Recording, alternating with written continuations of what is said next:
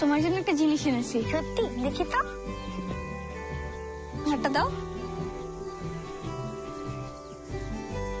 এটা তো আমার বড় হয়। কি বলো? তাহলে তুমি যখন বড় হবে আমি তোমাকে আবার এটা পরিয়ে দেব।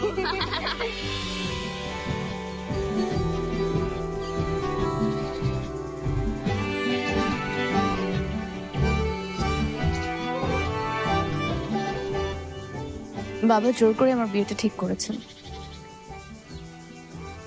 আমি চাই না তুমি আমার জন্য কষ্ট পাও। বিয়েটা কিন্তু এখনো হয়নি। আর তোমার ওই ব্যাককালের রিং এর সাইজ বুঝতে বুঝতে সময় চলে যাবে।